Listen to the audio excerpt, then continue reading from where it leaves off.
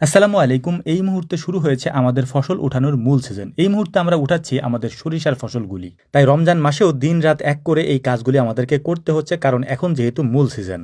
তাছাড়া আর মাত্র কয়েকদিন পরেই হচ্ছে কোরবানির ঈদ। আমাদের মতো গরুর খামারিদের সবথেকে গুরুত্বপূর্ণ একটি সময় হচ্ছে এই কোরবানির ঈদ, কারণ এই সময় আমরা গরু বিক্রি করে একটা ভালো প্রফিটের আশায় অপেক্ষা করে থাকি, যাতে করে পরবর্তী বছরটা আমরা সুন্দর করে সাজিয়ে নিতে পারি। এ কারণেই মূলত দিন-রাত এক করে আমাদেরকে কাজ করতে হচ্ছে, এবং রাতও যদি হয়ে যায় সেক্ষেত্রেও আমাদের কোনো বিরাম নেই, রাত্রেও আমরা কাজ করছি ইদানিং।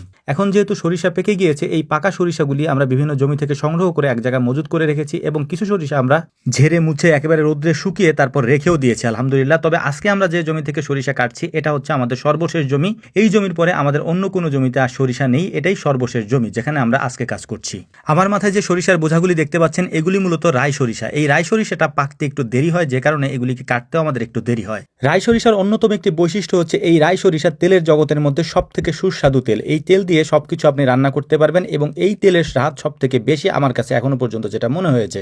এই রাই সরিষার তেল ঝাঁজ এবং ঘ্রাণে অনন্য। আর হ্যাঁ, এখানে সব থেকে যেটা গুরুত্বপূর্ণ সেটা হচ্ছে এটা কিন্তু দেশি রাই, একেবারে ছোট দানার দেশি রাই সরিষা। তো যাই হোক, আলহামদুলিল্লাহ মোটামুটি আমরা এই সরিষাগুলিকে এখানে নিয়ে এসে রোদ্রে শুকিয়ে তারপর সবাই মিলে চারপাশে গোল হয়ে এগুলিকে বাড়ি দিয়ে দিয়ে এগুলির দানা থেকে হচ্ছে যে সরিষাটা থাকে সেটাকে আলাদা করছিলাম এখানে এভাবে।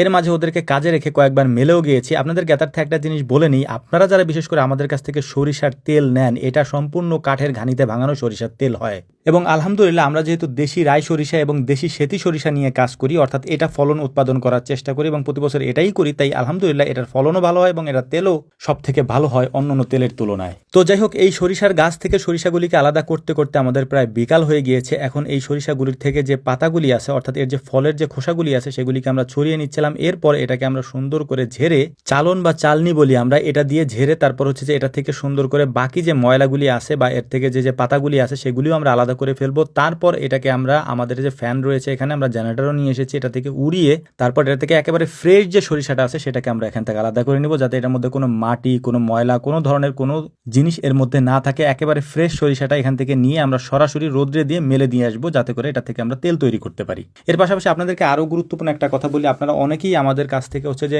একেবারে মানে সরিষার গোটাটা আমাদের কাছে চান, অর্থাৎ এই যে সরিষাটা আছে সরাসরি এটাই আমাদের কাছে অনেকে চান। এটার কারণ হচ্ছে অনেকে সরিষা দিয়ে সরিষা ইলিশ বাটা, তারপর আমরাও এই ভিডিওতে একটা পার্ট আপনাদেরকে দেখানোর চেষ্টা করব যে আমরা নিজেরাও এই কাজটা করি। সেটা হচ্ছে যে সরিষা বাটাটা হচ্ছে যে বিভিন্ন ধরনের কাঁচা ফল দিয়ে হচ্ছে যে খাওয়া যায়। এরপর হচ্ছে যে পিঠা, যে চিতাই পিঠা দিয়ে হচ্ছে যে এই সরিষাটা খাওয়া যায়, সেটাও আমি আপনাদেরকে দেখাচ্ছি এটা আমরা কিভাবে করি। ইফতারের সময় যেহেতু আমাদেরকে ঘনিয়ে আসছে, আমরা ইফতারেও এটা রেখেছি আলহামদুলিল্লাহ। যারা হাটে বাজারে অথবা শহরেও এগুলা বিক্রি করে চিতই পিঠা দিয়ে সরিষা বাটা দিয়ে হচ্ছে যে আপনি যদি কখনো খেয়ে থাকেন তাহলে এটার স্বাদ আপনি বুঝবেন। আমি সব থেকে বেশি খাই, যে কারণে এটা মাঝে মাঝে আমি বানাই। তো এটা দেখে অনেকেই আমাদের কাছ থেকে এই যে গোটা সরিষা আছে, অর্থাৎ সরিষার দানাগুলি অর্ডার করেন সরাসরি। এর কারণ হচ্ছে যে আমাদের কাছে যেহেতু আমরা নিজেরাই ফসল উৎপাদন করি এবং নিজেরাই এটা থেকে তেল উৎপাদন করি, তারপর ডাল উৎপাদন করি, তারপর লাল আটা উৎপাদন করি, তো অনেকে আমাদের কাছে গম চায়, অনেকে আমাদের কাছে ডালের বদলে হচ্ছে যে মুসুরি চায়, অনেকে আমাদের কাছে সরিষার তেলের বদলে সরিষা চায়। তো আমরা আলহামদুলিল্লাহ এগুলো দিতে পারি। তো আমাদের কাছে অর্ডার করার জন্য নিচে নাম্বার দেওয়া আছে, স্ক্রিনে নাম্বার দেওয়া আছে। এর পাশাপাশি হচ্ছে যে কমেন্ট বক্সে আমরা একটা লিস্ট দিয়ে রেখেছি। এই লিস্টে আমাদের কোন কোন প্রোডাক্ট রয়েছে সেটা দেওয়া রয়েছে, অর্থাৎ আমাদের কোন কোন ফসল রয়েছে সেটা দেওয়া রয়েছে। আপনি সেটা দেখেও আমাদের কাছে অর্ডার করতে পারেন। তবে অবশ্যই স্ক্রিনে যে নাম্বারগুলি দেওয়া রয়েছে সেখানে লেখা রয়েছে কোনটাতে আপনি কল করতে পারবেন, কোনটাতে হোয়াটসঅ্যাপ করতে পারবেন। যেটাতে কল সেটা কলই দিয়েন, আর যেটা হোয়াটসঅ্যাপ সেটা হোয়াটসঅ্যাপই করেন, তাহলে আমাদের জন্য সুবিধা হবে আলহামদুলিল্লাহ আর কি। অনেকক্ষণ অনেক কথা বলে ফেললাম। তো যাই হোক, আপনারা হয়তো বিরক্ত হয়েছেন, তার জন্য আন্তরিকভাবে দুঃখ প্রকাশ করছি। আমাদের যেহেতু এটা কাজ, আমাদের এই ফসলগুলো আমরা অনলাইনে যেহেতু বিক্রি করি, তাই কথাগুলি মাঝে মাঝে আমাদেরকে বলতে হয়। তো যাই হোক, অনেক রাত হয়ে গিয়েছে, ফাইনালি আমরা আমাদের কাজগুলিও শেষ করতে পেরেছি। সরিষাগুলিকে সুন্দর করে বাতাসে উড়িয়ে একেবারে ফ্রেশ করে এখান থেকে এখন নিয়ে যাব আমরা।